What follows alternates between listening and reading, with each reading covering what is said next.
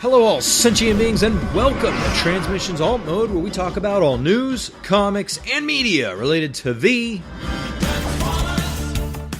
On this episode of Transmissions Alt Mode, we review My Little Pony Transformers Issue 2. Transformers 24 has been delayed until November 11th, and we get a look at some Transformers Battlegrounds concept art. Today is Friday, November 13th, 2020, and this is episode 207 of Transmissions Alt Mode. Welcome to Transmissions Alt Mode, the podcast that doesn't have triskaidekaphobia, but released this podcast late on Thursday the 12th just to be safe. I'm your host, Charles, a.k.a. Big C, and I'm joined by the excellent Transmissions team. Jeremy, a.k.a. Yakko. Hey, how's it going? And Daryl, the Cybertronian Beast. Hey, everybody, let's talk Transformers. So we have, again, our special guest, Alex from ToyHacks.com, back on the show. Thanks again for having me. Yeah, cool. Thanks for coming back. And yeah, everyone listened to the Toy Show this week, episode 407. And we did a little mini interview with Alex and talked about Toy Hacks and all the cool stuff they do there. And then we talked about toys. So it was a good show. And Alex is back to talk comics and media with us this week. Not a lot of media to talk about, unfortunately, but yeah, we got some comics to discuss, so it'll be interesting. As always, we started the show by thanking our Donatreons, those lovely people who give us money on Patreon and PayPal. Thank you so much for continuing to support the show. And if you would like to become a Donatron, if you're not already, just go to transmissionspodcast.com/support. Of course, one of the big perks of being a Donatron is you are automatically entered in our contest every month to win a $10 gift code from our friends at toyhacks.com. So they are generous enough to give us a prize every month to share with our listeners. So it's easy enough to enter. You can either become a Donatron or send an email to contest@transmissionspodcast.com with a picture of the Transformer you would like to get stickers for, and you will be automatically entered. You can also help out the show by buying some merchandise from our TeePublic store. That is at transmissionspodcast.com/shop. And they've got a site-wide sale going on right now. This is the last day for this week, but I'm sure there'll be more sales coming down, as we gear up getting closer to Black Friday. But yeah, everything 35% off this week, ending today. So check it out. And everything you buy if you buy stuff through our link, that helps out the show very much. And last bit of information, we've got the uncut version of Empire of Rust episode 36 and SOS to the World. So we had that episode go out this Monday, the regular episode, and now the uncut, unedited version exclusively for our Donatrons. That will be up next Monday, November 16th. So you can listen to the kind of director's commentary of the live play RPG podcast for Transformers. All right, so let's get into the show. First, we'll start off with a little bit of comics news. So just a little tidbit.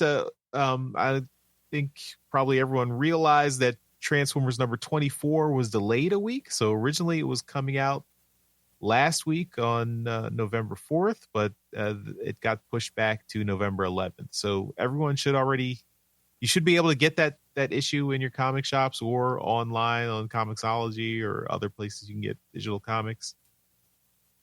So you can make sure you don't miss that issue. But it was a little weird. I don't know why it got delayed. Maybe just Diamond had some shipping issues or something. All right, so let's get into our comic review. And this week we are reviewing Transformers / My Little Pony Friendship in Disguise, issue number 2. So this issue is split into 2 shorter stories. The first story is called Inspiring, written by Ian Flynn, art by Sarah Peter Durocher, colors by Joanna Lafuente, and letters by Jake M. Wood. And the second story is They Eat Ponies, Don't They? Written by Sam Maggs, art by Casey W. Collar, and colors by Joanna Lafuente, and letters by Neil Uyetake. The book was edited by Megan Brown, and consulting editor was David Marriott, and group editor Bobby Curnow. We had 2 covers for this issue. The first cover, cover A, is Grimlock and Spike, the little dragon creature, not Spike, the human sidekick from Transformers. That cover was done by Tony Fleeks. And then the retailer incentive cover is Pinkie Pie giving Shockwave a pie to the face. And that's by Casey W. Collar, and colors by Joanna Lafuente. So, Daryl, which of these covers did you prefer this week? Oh, I mean, if I have the opportunity to buy the RI, I really would have liked to have bought it. It's very fun, and I mean, it's something you don't really see very often in a Transformers comic, is a Transformer getting a pie to the face. So it's great, and it's Casey art, so it's just really fun. Cool. Alex, which of these covers, if you saw them in the shop and they put a gun to your head and said you had to choose now, which cover would you take? That's a tough call. I'm surprised by how much I like both of them. And the pairings are great in both cases. But I guess I'll have to go with Spike and Grimlock. I can honestly say that if Spike had been in place of Wheelie in the G1 cartoon, I would have been fine with that. That would have worked. And I would have wanted to see the friendship in between Spike and Grimlock grow. I would have wanted story arcs. And this just kind of embodies that for me. Nice. And Jeremy, which cover are you picking? I have to agree with Daryl on the RI, the pie in the face with Shockwave. I mean, come on, that's a great bit. And I think I'm gonna have to go with the majority too. Also, just Casey Collar is one of my favorite artists, Transformers artists as well, and yeah, I love that image too. So that's cool. All right, so let's summarize the story, and then we'll talk about what we thought. So, first story was Inspiring. Spike the dragon, not the human. I feel like there's a missed opportunity here where they have this character Spike and nobody mentions, hey, we know a human named Spike.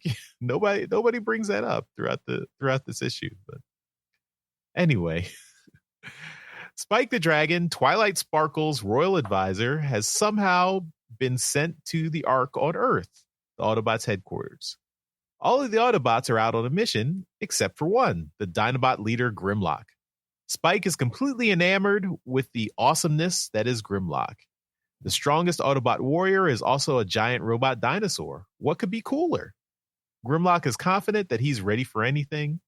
Spike just wants to be as strong and confident as Grimlock someday. Suddenly, the Ark's proximity alarm goes off. 6 construction vehicles are approaching, but they're no ordinary vehicles. They're the Constructicons. Spike figures robots who construct things can't be bad, right? But Grimlock corrects him. These are enemy Decepticons, and Grimlock is ready to fight. Spike can't wait to see Grimlock in action. The Constructicons thought the Ark was unoccupied so they could destroy it before the Autobots returned. But they didn't figure on Grimlock being there to protect it. Grimlock comes out and thrashes the Constructicons pretty good, until they combine into Devastator. Spike watches in dismay as he realizes that Grimlock is no match for the giant combiner. He's getting his tail kicked. So it's up to Spike to save the day. He studies and learns Cybertronian in record time, then reads the Teletron 1 system manual to learn how to operate the Ark. He figures out that he can rig the Ark's engines to become makeshift energy cannons. Spike tells Grimlock to get down and fires the Ark's engines. Devastator catches the full impact of the blast, and he's separated back into the severely damaged Constructicons. The cons call a hasty retreat and escape. Grimlock thanks Spike for his help, but Spike doesn't think he really did that much.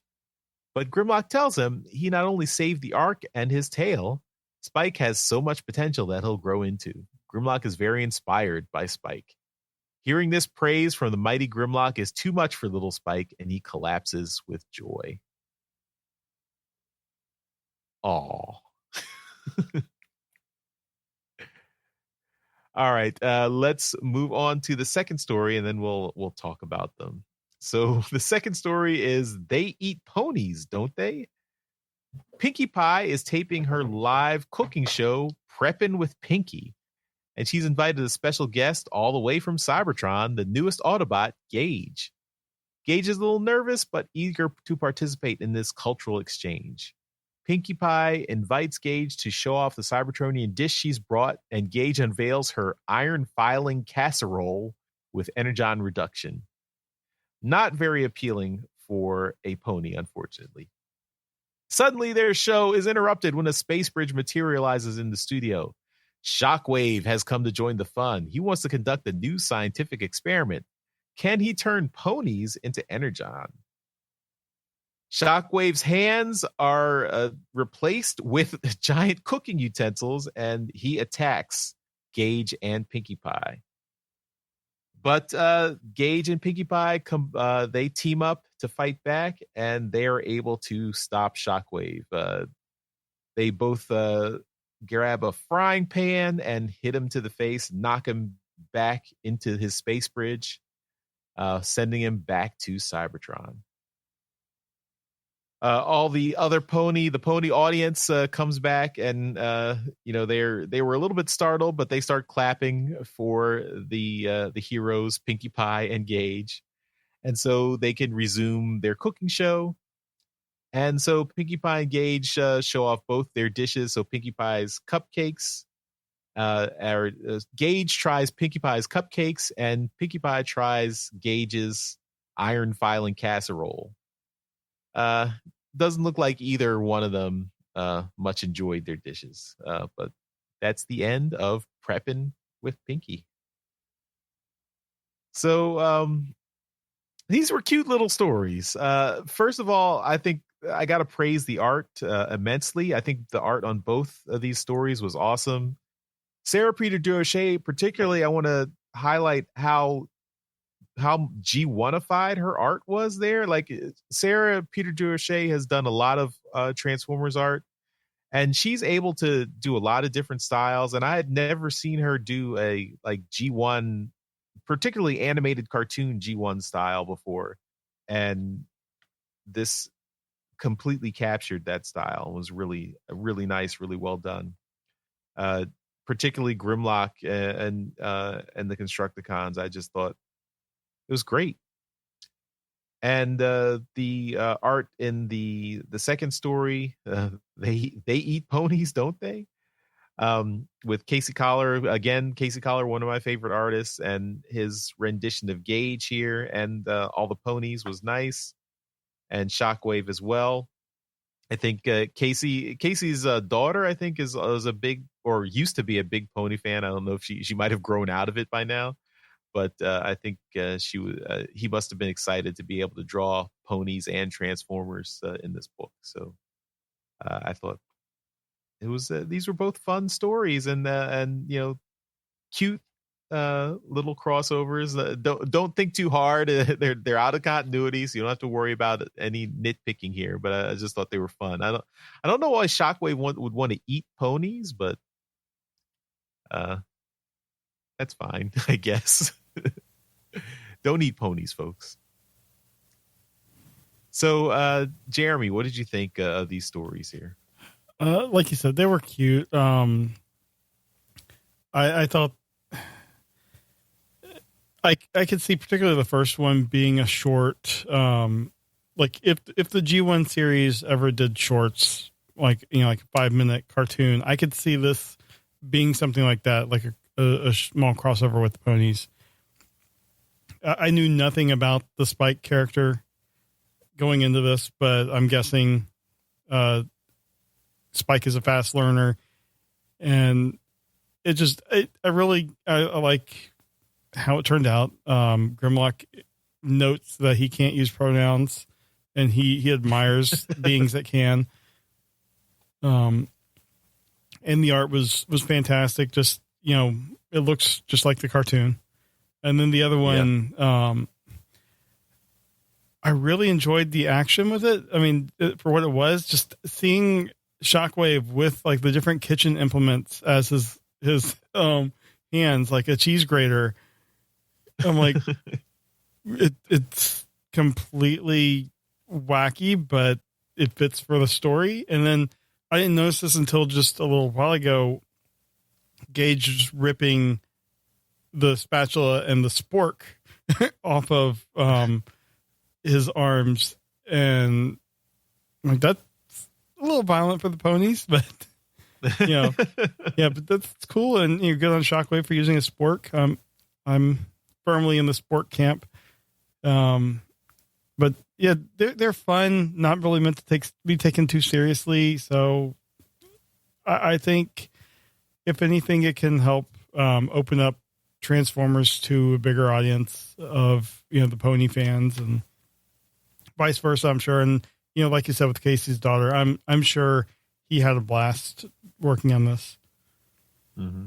Alex, so I know you mentioned you kind of fall into the TF Wiki rabbit hole, but you don't actually go and read the comics very much. So what did you think of this issue?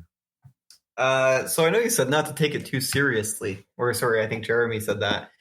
But I thought they were great. I think that this is some of the best writing about the G1 universe that I've seen in a long time. And I'm not even kidding. The pairing of Grimlock and Spike is really great. And if only for the idea that Grimlock is a mentor to another character who's definitely, maybe more intelligent than him, but a lot weaker. Again, like I would have been fine if Spike were in place, or if a Spike-like character were in place of Wheelie. I think that you could have had. I can already envision a great G1 episode in which it's just Grimlock and some kind of apprentice that looks up to him. You could get some great stories out of that. And I thought it was cool how they used. The thrusters on the Ark, which was kind of a neat take on a fixture of the Transformers franchise and the original cartoon, and much more that I hadn't seen anybody do. So I thought that was cool. And, I don't think that's ever been done before. Yeah. So that was cool. They could have used that when Trypticon came around, but Spike wasn't there, so there goes the Ark. And the other thing that I like about these comics is they remind me of Transformers Mosaic. I don't know if you guys know about that. Yeah. I remember that. I wish there were more short Transformer stories, because the universe is pretty well fleshed out, but these short little stories are really great for just like introducing a concept, like what if, Grimlock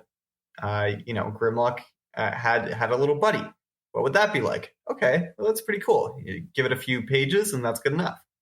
And then the only critique I'd have is I wish that Pinkie Pie had stumbled her way into beating Shockwave. I think that would have been funny, kind of like Diddy from Dexter stumbling her way into everything.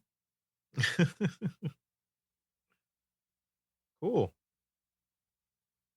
All right, Daryl.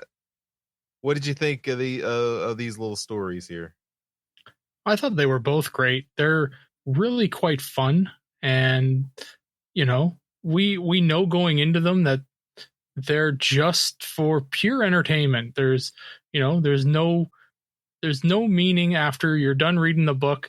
It's not going anywhere. Nobody's going to reference this book going back and saying, well, in Transformers My Little Pony #2, there was this thing that happened and it's totally getting called back right here. That's not going to happen. This is a, one-shot deal, and it's just a fun little story, and I loved it. I thought it was great. You mentioned the art. Both stories had phenomenal art, and I can't say enough about it. It's great. Sarah is known for just being able to draw anything well and making it look like any style. So, I'm so happy to see her work on a book again. I know that she's taken a break, but every now and then she just kind of pops up, and that's it's a real treat. Just to remind everyone how awesome she is. Exactly. She's really great at doing this. So I'm really happy to see her here. The partnership of Grimlock and Spike is Alex said it best. They're great together. And I really liked the little story. Seeing Devastator was just great. And just having him wail on Grimlock was just a fun little way to tell that story. The Pinkie Pie story. I have one critique on this story as well. When the story is just starting and the audience is all clapping and it says clap, clap, clap, clap, clap, I was like, it should say clomp, shouldn't it? Clomp, clomp, clomp. But that's a good point. Anyway, that's the only thing I was reading through this, and I'm thinking it shouldn't be a clap, it should be a clomp. But yeah, other than that, I thought it was a great story. I mean, if I want to nitpick, I don't know whether I've ever seen Transformers actually eat metal, other than the Dinobots for actually, chewing on, other, Cybertronians. But this casserole that she brought is, I mean, that's just disgusting. But yeah, so whatever. I love the appearance of Shockwave. Like this is the thing on his priority list for today, was to interrupt this television show recording and try and mush up a bunch of ponies. Like I love that. I love his calendar. Imagine his date book saying interrupt TV show recording, destroy ponies, meat grinder, turn into Energon. Yeah. So I loved it. I thought it was great. And the great part at the end when they kind of both smack his head on either side and turn it into a pancake is a great little animated, gag from like Looney Tunes. So I love it. It was very fun. It's a very fun story. And yeah, if you're reading these and not taking them as fun and just kind of really dumb, silly stories, then you're reading them wrong. But yeah, they're great. I liked them. Like I said, best piece of G1 fiction in a long time. This should be taken completely seriously. It's genius.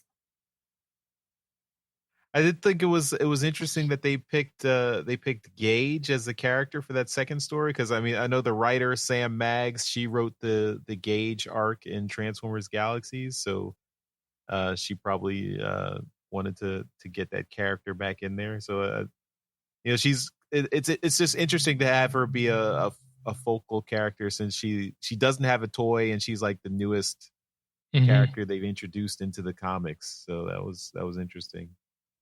All right, that is all for our review of Transformers My Little Pony issue 2, and we will move on to Transformers media news. All right, in media news this week, we don't have a whole heck of a lot to talk about. Just that there's some concept art from Transformers Battlegrounds. That's that new video game that I guess is being played by somebody. We know John 4X Levengood, so he's playing it. This is by concept artist Nathan Elmer, and he's done some concept art for us and shows us a couple of the levels. And yeah, it looks fun. Yeah, haven't played the game, so I don't really know what I'm looking at here. But yeah, looks interesting. So is this like oh, sorry. No, go ahead. So is this like an RTS game? Kind of, I think. I think it's turn-based. Yeah. Oh yeah.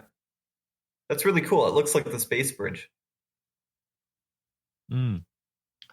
Yeah, we had a little audio review from one of our listeners, John 4X11 Good, last week, and he had given us a bit of a rundown. I guess the game's it's fun. But I think he said something like he had played it for 2 hours and it's starting to lag a little on his PS4, and he's not really been completely over the moon happy with it, but it's still kind of fun. So yeah. I'm looking at the publisher. They make very family friendly games. Like they have a Paw Patrol game. Looks like a Ben 10 game. I mean, so Okay. it's not going to be in your Fall of Cybertron, dark, deep lore, stuff like that. This is more kind of like the My Little Pony Transformer books. It's just, it's supposed to, I guess, just be something fun to get in and get out. And Right. I remember seeing this online now. Yeah, it is more geared for kids, but some interesting references to the diehard collector with a structure that looks just like the Space Bridge. Yeah. It's interesting also that, I mean, it's based on the Cyberverse cartoon, but I know, and, game development cycles probably, those things just take a long time. But, the Cyberverse cartoon ended a few months ago, and now we've got this game coming out. So I hope the market is still there for. Well, remember, they're doing those Cyberverse movies coming up. Oh yeah, that's right. You're right about that. So yeah, so that'll be still some chance for some synergistic marketing, I guess. Well, that's all I had for media news this week. Charles, why don't you take us through to the next thing? Okay, the next thing is the end of the show. Aww. So yeah, it's a bit of a light week for Transformers media news this week, just media information in general. So we've made it to the end of the show. Again, want to give a shout out to our masterpiece donatrions, and currently that is John 4X11 Good. Thank you for continuing to support the show. Thank you for sending in that review of Transformers Battlegrounds, and thanks for just being awesome. And also, I think we should also extend those same thanks to Alex from ToyHacks.com. Thanks for coming on and also being awesome. Yeah, well, being awesome is what I do, I guess. But yeah, for sure. I really appreciated being here, and I'm really happy to have done it. So hopefully we can do this again sometime.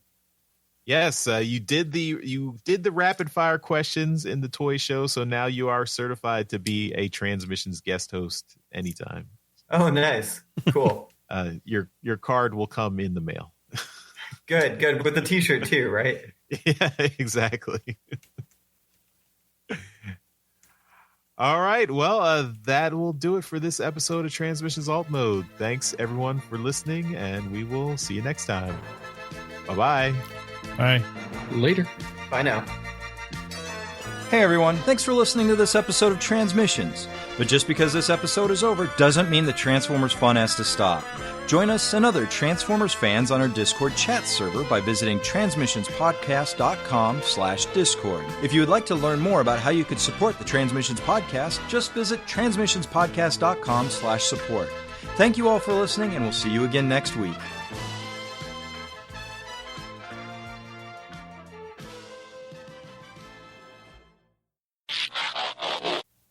And Daryl, the Cybertronian Beast.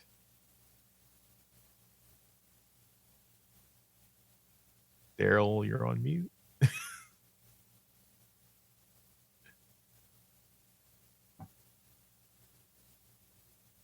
Daryl? Anybody? Friday the 13th got him.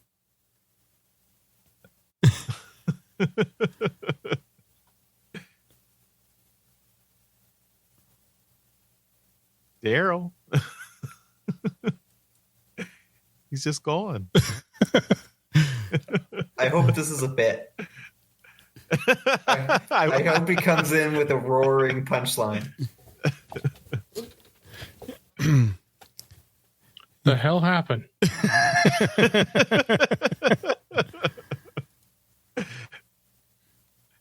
He's pulling a Justin Trudeau silence.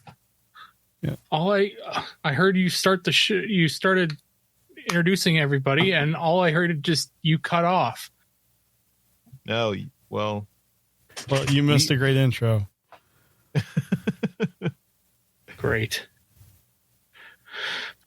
And Daryl, the Cybertronian beast. All right. As always, we start out the show by thanking You're not our gonna introduce donation. Alex?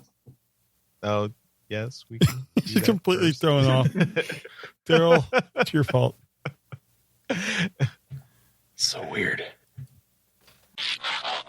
All right. Well, that is Transformers My Little Pony issue number 2. And I think that's all we've got for this episode of Transmissions Alt Mode. So, oh, no, wait. There's a piece of media news. There is. Okay. Sorry. One Rewind. piece of media news. Never mind. Scratch that.